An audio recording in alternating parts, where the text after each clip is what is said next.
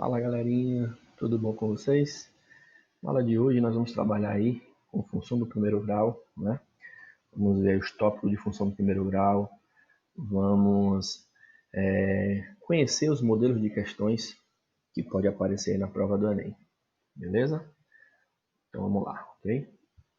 Então galera, função do primeiro grau é toda função polinomial escrita na forma f de x igual a x mais b, onde esse a e b são números reais e a deve ser diferente de zero, ok? Então, como exemplo, nós temos aqui a função f de x igual a menos 3x mais 5, ou seja, o nosso a aqui é menos 3, o nosso b é 5. Outro exemplo, y igual a 5x mais 2, o nosso a é 5, o nosso b é 2, beleza? Agora, o que é que eu preciso saber, Alan? O que é que eu preciso saber de função do primeiro grau para a prova do Enem? Primeira coisa que a gente destaca, galera, é o estudo dos coeficientes, beleza? Quem são esses coeficientes? Os coeficientes são exatamente aqueles valores de A e B, né? Então, para eu resolver beleza as questões aí, que vão aparecer na prova do Enem, um ponto fundamental é eu conhecer, saber a característica desses coeficientes, beleza?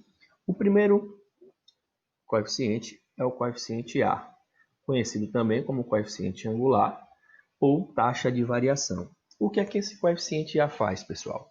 Esse coeficiente A ele vai determinar a inclinação da reta, tá? E a reta, como vocês sabem, é o gráfico de uma função do primeiro grau, beleza?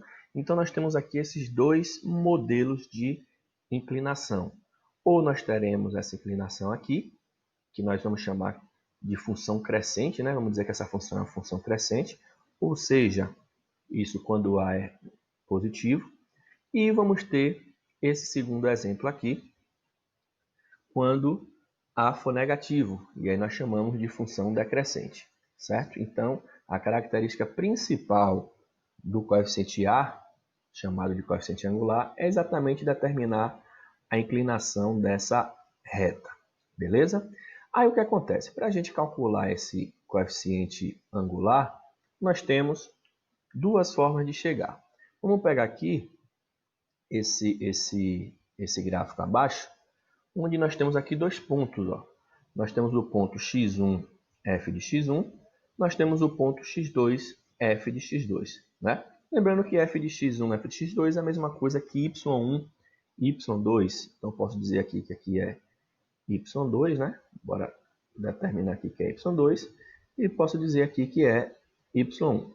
Então, uma forma da gente calcular o valor de A, podemos dizer o seguinte, que A é igual à variação dos valores de y, então y2 menos y1, sobre a variação dos valores de x, x2 menos x1.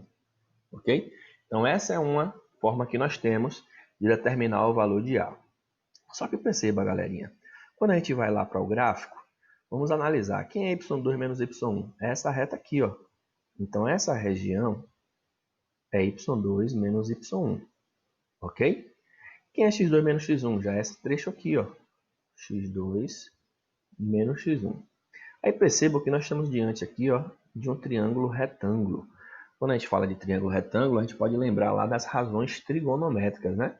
As mais famosas, quando a gente fala de triângulo retângulo, seno, cosseno e tangente, né? E aí nós temos esse ângulo alfa. E aí, se eu for calcular aqui a tangente de alfa, nós vamos ter o seguinte, ó, que a tangente de alfa é o cateto oposto a alfa, que é y2 menos y1, sobre o cateto adjacente, que é x2 menos x1. Olha para isso aqui e veja isso aqui, por isso que eu escrevi a palavra ou. Então percebam, gente, que eu posso afirmar que a tangente daquele ângulo ali, que no caso é alfa, é exatamente o nosso coeficiente angular. Então, em algumas questões, nós vamos resolver o problema, podemos resolver o problema, usando essa ideia da tangente aí. Beleza? O Alan só tem essa forma? Não. Uma outra forma da gente determinar o valor de A, conhecendo dois pontos, é justamente substituindo esses pontos. certo? Logo mais a gente vai estar fazendo os exemplos e aí vocês vão estar percebendo isso.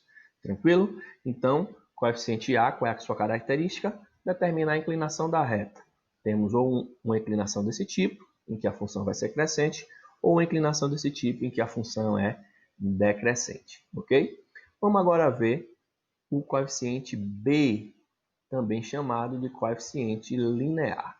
O coeficiente linear ele tem como característica ser o intercepto do eixo y, né? Ou seja, é por onde, pessoal, o seu gráfico vai estar cortando o eixo y. Eu vou voltar mais uma vez aqui, ó, nesse gráfico e perceba, ó, esse valorzinho aqui, por onde está passando o eixo y, é o valor de B, certo?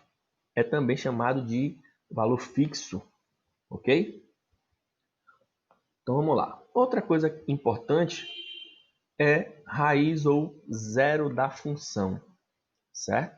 Então, o que é a raiz ou zero de uma função? A raiz ou zero de uma função é exatamente o valor de x quando y é igual a zero. Ou seja, quando você pega a sua função e iguala a zero. Esse ponto também a gente pode destacar ele no gráfico. Esse ponto no gráfico ele sempre vai estar cortando o eixo x. Tá? Então, se eu prolongar essa reta aqui, ó, desse gráfico lá acima, então esse valorzinho que corta o eixo x vai ser a raiz ou zero da nossa função. Beleza? Então, basicamente, o que eu preciso saber de função do primeiro grau, a parte teórica, é isso, certo? Agora, o que é que... Quais são os exemplos para a gente observar o que pode aparecer na prova do Enem? Vamos lá? Vamos começar? Então, primeiro exemplo, uma questão aí da FGV, certo? Primeiro exemplo, uma questão da FGV, em que nós temos o seguinte: o gráfico da função f de x igual a mx mais n passa pelos pontos menos 1, 3 e 2, 7. O valor de m é... Então percebam, gente, ó, esse valor de m, ele está fazendo exatamente o papel lá do nosso a, né? É outra coisa importante, né? Essa questão ela veio até em boa hora, porque a galera adora muito confundir essa questão de letras. Então, pessoal, se é m e mx mais n, ax mais b, gx mais h, isso pouco importa. A ideia sempre vai ser a mesma, ou seja, aquele que está acompanhado do x, né, da nossa incógnita x, vai ser o valor de a. E o que tiver sozinho, ou seja, o nosso termo independente, vai fazer o mesmo equivalente do valor de b. Então, nosso m aqui é o coeficiente angular. Então, a questão, ele quer o coeficiente angular. Lembram lá que eu falei que ia mostrar outra forma de chegar ao resultado? Lembram? Pois bem, vamos primeiro resolver pela forma que nós vimos e fazer depois de outra forma, certo? Então, vamos lá. Então, m, que no caso é o nosso a, nós sabemos que é a diferença dos valores de y2 menos y1, sobre a diferença dos valores de x, ok?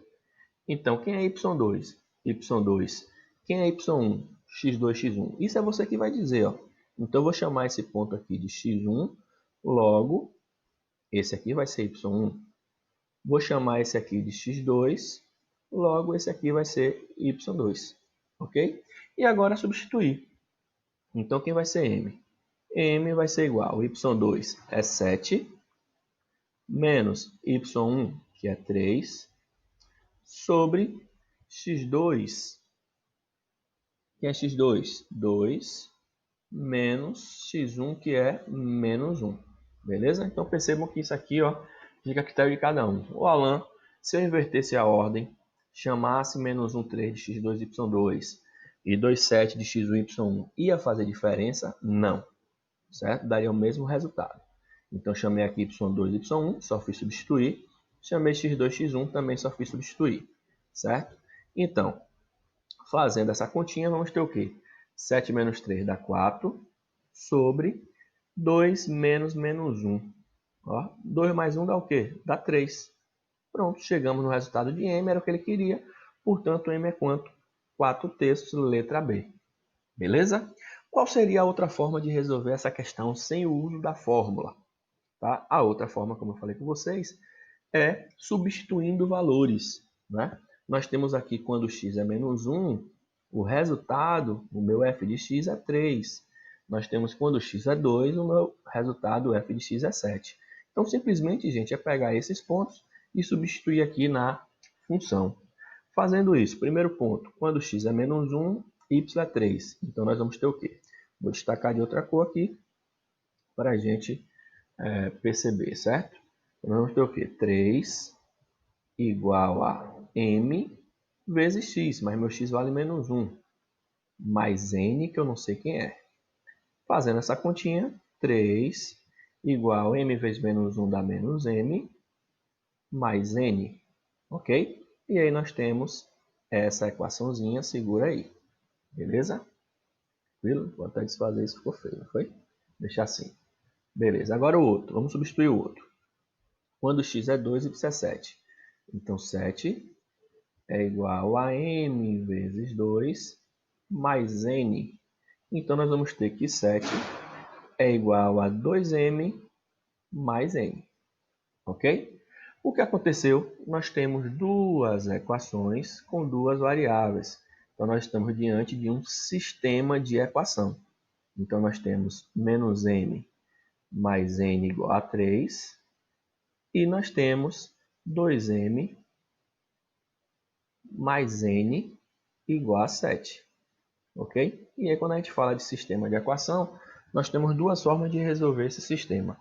Ou pelo método da adição, que é aquele que nós temos que eliminar uma das variáveis, ou pelo método da substituição, onde a gente isola uma das variáveis e substitui na outra equação. Eu vou fazer pelo método da adição, tá?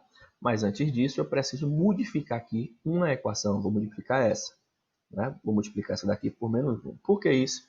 Porque se a gente fosse somar, não encontraria um valor exato, certo?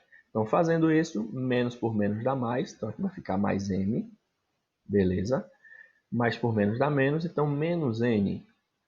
Isso igual 3 vezes menos 1, menos 3. Pronto, agora nós podemos somar. Somando aqui, ó, 2m mais m dá 3m. E o menos n com n é o que acontece. Vai para o espaço. Ó, né? A gente pode mandar esse valorzinho para o espaço. Ok? Então já foi. Igual a quem? Isso igual a 7 menos 3, que dá 4. Opa, o 3 está multiplicando, passa dividindo, então m é igual a 4 terços. Beleza? Então, a outra forma da gente chegar aí no valor de m, no caso do coeficiente angular, seria fazer isso. Né? Percebam que a fórmula, né, que a gente passou, ela é mais rápida. Né? É algo, vamos dizer assim, logo determinante. Mas fica a critério de cada um. Beleza?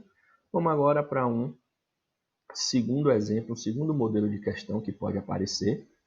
Né? Uma questãozinha já mais contextualizada, que diz o seguinte. Vamos lá. Um atleta, ao ser submetido a um determinado treino específico, apresenta ao longo do tempo ganho de massa muscular. A função P de T igual a P0, ou PO, né, como quiser chamar, mais 0,19T, expressa o peso do atleta em função do tempo ao realizar esse treinamento, sendo PO o seu peso inicial e T o tempo em dias. Considere um atleta que antes do treinamento apresentava 55 quilos e que necessita chegar ao peso de 60 quilos em um mês. Fazendo unicamente esse treinamento, será possível alcançar o resultado esperado? Então vamos lá. Então percebam que é uma questão, ó, deixa eu só destacar aqui, que ele já traz para a gente a lei da função. Né? E essa parte inicial ele também já nos dá. Né? Ele fala que esse PO é o peso inicial. Ok? E esse atleta que a gente vai fazer o estudo dele, o peso inicial dele, ó, é quanto? É 55 quilos. Então, essa expressão nós podemos escrever de que forma?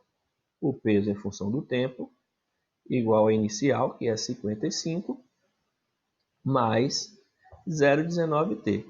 Então, em algumas questões, pessoal, principalmente na prova do Enem, questão de função de primeiro grau, ele já traz muito isso aí, tá? Já traz a função pronta para a gente. Agora, o que é que a gente vai fazer? A gente quer saber qual é o peso desse atleta, certo?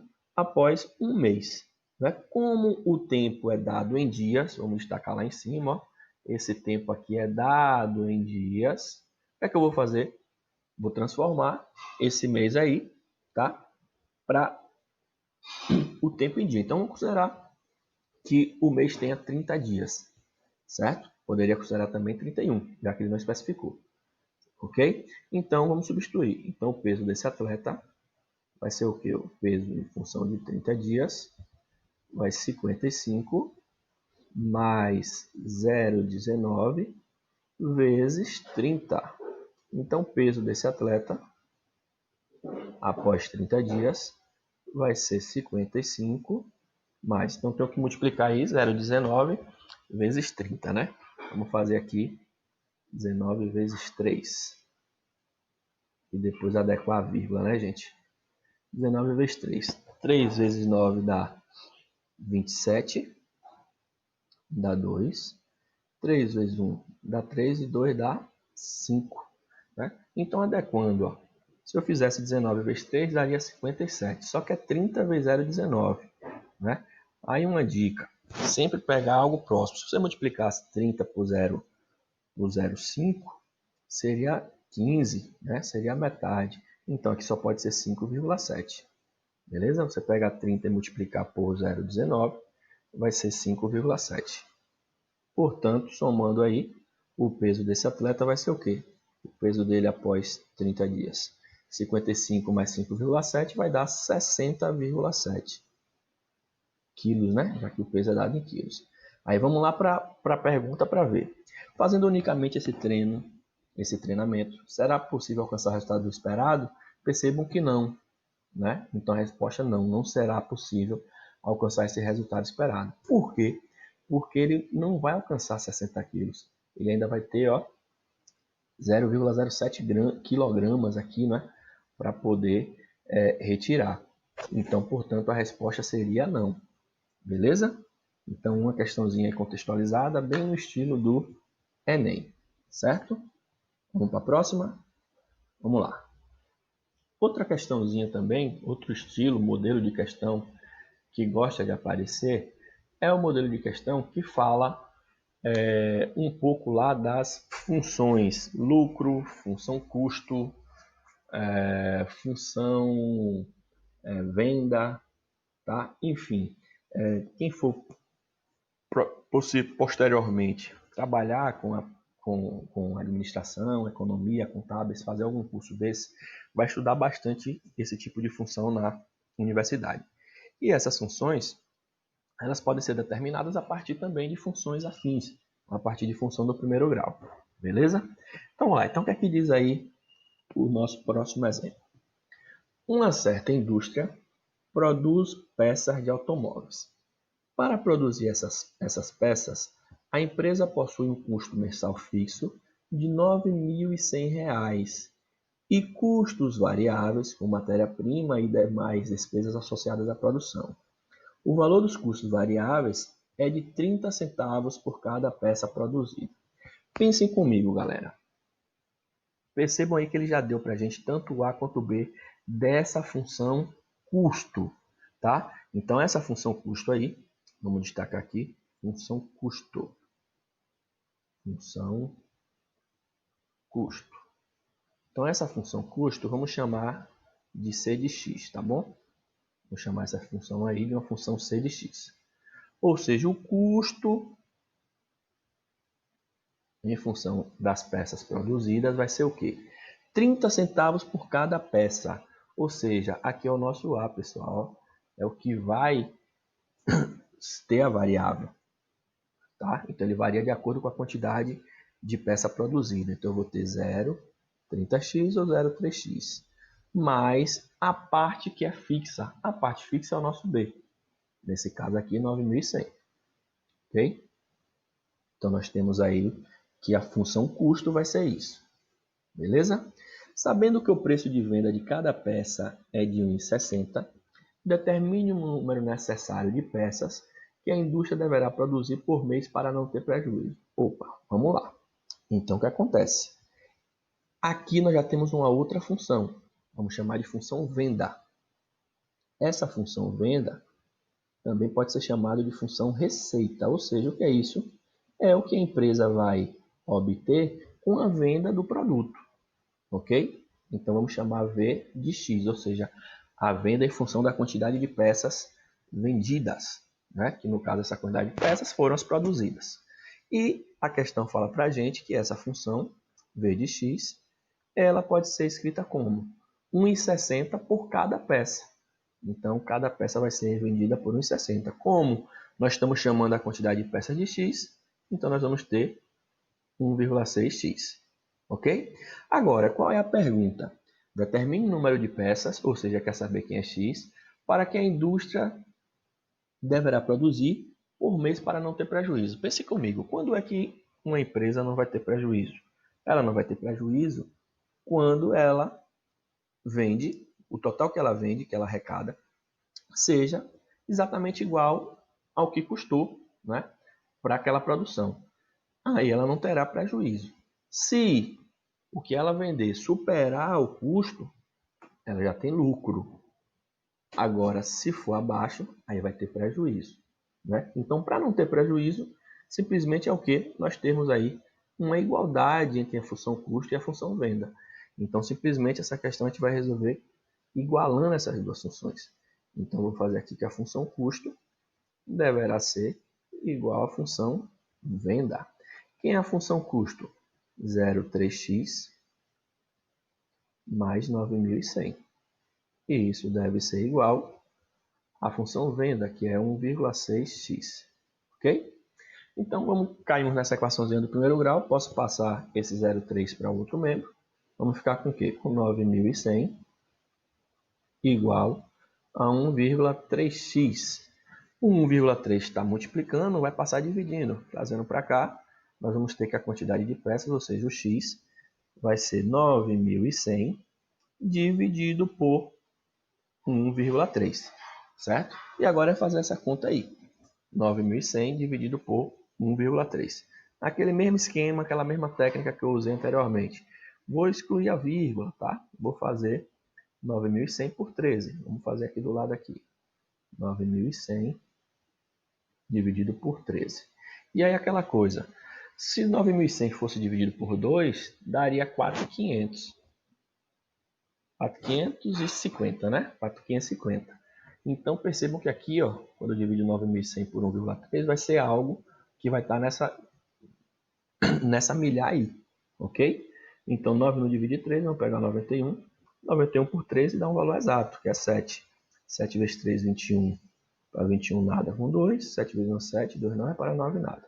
Aí perceba, ó, dois zeros aqui, ó, eu já posso botar aqui. Certo? Esses dois zeros aqui. Ok? Então, se fosse 9.100 por 13, daria 700. Mas não é 9.100 por 13, é por 1,3. Então, já que é por 1,3, portanto, o valor de X vai ser o quê? 7.000 peças. Tá? Então, essa empresa ela precisa produzir 7.000 peças para que não tenha prejuízo. E isso vender também essas 7.000. Né? Então, a partir do momento que ela produz as 7.000 peças e vende, ela já não tem prejuízo. Beleza? Tranquilo? Então, vamos para outro modelo de questão. Né? Vamos ver aqui. Que é uma questão agora que envolve o gráfico. Né? E essa questão aqui nós podemos definir o seguinte. Não coloquei aí as perguntas, mas nós vamos fazer 3 perguntas. Na letra A, deixa eu escrever aqui. Na letra A, eu quero a lei da função. Ok? Vamos encontrar a lei da função. Na letra B, eu quero saber o valor inicial. O valor inicial da obra. Ou cobrado, certo? E na letra C, eu quero saber o valor da obra. O valor da obra. Sabendo que ela durou 10 meses. Ok? Então, ela durou 10 meses. Sabendo que ela durou, bora botar aqui para baixo para a gente otimizar espaço. Sabendo que ela durou 10 meses. Beleza? Então pronto. Então faltava essas consignas aí. Vamos lá para a pergunta. Vamos lá para a leitura, né? Uma construtora, para construir o novo prédio da biblioteca de uma universidade, cobra um valor fixo para iniciar as obras e mais um valor que aumenta de acordo com o passar dos meses da obra. O gráfico abaixo descreve o custo da obra em milhões de reais, em função do número de meses utilizados para a construção da obra. Então percebam, gente, a primeira coisa que a gente já pode responder é a letra A, é a letra B, perdão, mesmo já estando na B, mas a gente já pode responder, porque o valor inicial está aqui, é o que é fixo, né? Então percebam que no início aqui, o que foi cobrado foi o quê? Foi esse valor aí, certo? Então eu posso dizer aí que seriam, já que ele dá em milhões, né, de reais, então seriam 2 milhões de reais, certo? Vamos esquecer a parte aqui dos milhões e vamos colocar só o valor. Então na letra B, a resposta aqui, eu posso colocar 2, sem fazer cálculo, ok? Só analisando o gráfico. Na letra A, ele quer a lei da função. Ora, se o gráfico é uma reta, é porque a função, vamos chamar de f de x, ela pode ser escrita na forma ax mais b. Mas o b eu já tenho, o b é a parte fixa lá, é o valor inicial, que é 2. Então, o que eu posso fazer? Eu posso substituir. Então, f de x é igual a que eu não sei quem é, x mais b, que é 2. Ok? Para encontrar o valor desse a, vamos substituir o par ordenado conhecido. Nós temos esse par ordenado. O que é que diz esse par? Diz o seguinte, se a obra durar 12 meses, o custo dela vai ser de 8 milhões. Ok? Então eu vou substituir. Quando x é 12, o meu f de x é 8. Então fazendo isso, 8 é igual a A vezes 12 mais 2. Passando esse 2 para cá, está positivo e negativo. Então 6 é igual a vezes 12, fica 12A. O 12 está multiplicando, passa dividindo. Então A é igual a 6 12avos, que é igual a 1 sobre 2. Encontrei o valor de A, então eu tenho a lei da função. Logo, vou ter a resposta aqui da letra A, que vai ser o quê?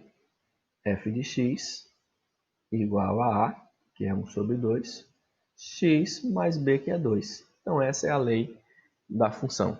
Ok?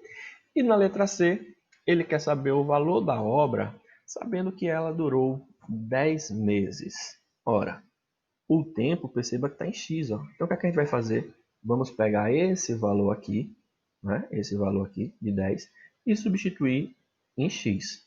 Ok? Então, nós vamos ter o quê? Na letra C. Na letra C, como resposta, vamos ter f de 10 vai ser igual a 1 sobre 2 vezes 10 mais 2. Aí 1 sobre 2 vezes 10 dá 5, né? E 5 mais 2 dá 7. Portanto, o f de 10 vai ser igual a 7 milhões, né? Então, qual é a interpretação que a gente faz disso? Se a obra durar 10 meses, o custo dela vai ser de 7 milhões. Beleza? Então aí, galerinha, mostramos aí alguns exemplos de questões que podem aparecer com função do primeiro grau, tá bom? No nosso próximo encontro, na nossa próxima aula, nós vamos trabalhar mais questões de função do primeiro grau, tá? E também vamos resolver a lista de exercícios, tá bom? Beleza? Então, fica aquele abraço, até a próxima, valeu, tchau, tchau.